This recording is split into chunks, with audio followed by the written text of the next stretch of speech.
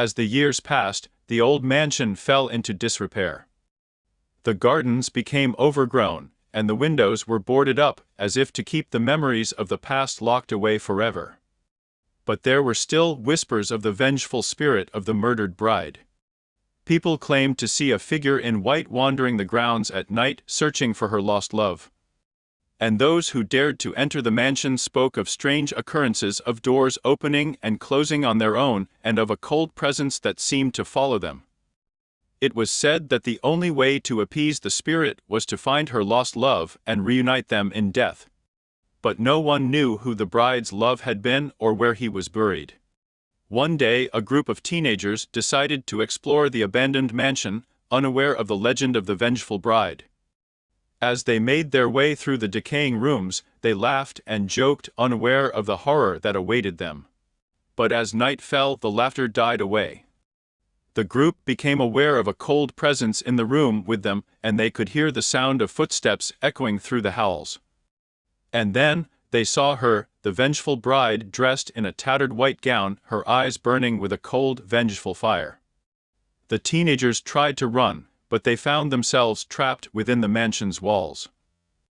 The doors slammed shut, and the windows were suddenly barred. And then, the vengeful bride appeared before them, her ghostly form pulsing with rage. She spoke to them in a voice that was both ethereal and chilling, telling them of her lost love and the tragedy that had befallen her. She demanded that they find her love and reunite them, or else suffer her wrath for eternity.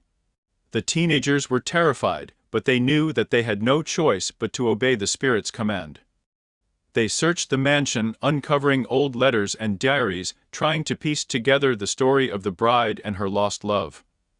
Finally, they found a hidden room, filled with the belongings of the lost love.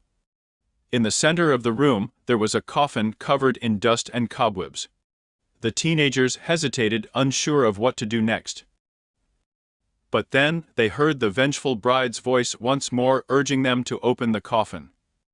With trembling hands, they pushed aside the lid, revealing the skeletal remains of the lost love.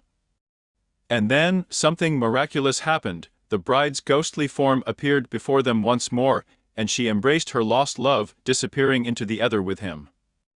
The mansion was never haunted again, and the legend of the vengeful bride faded away.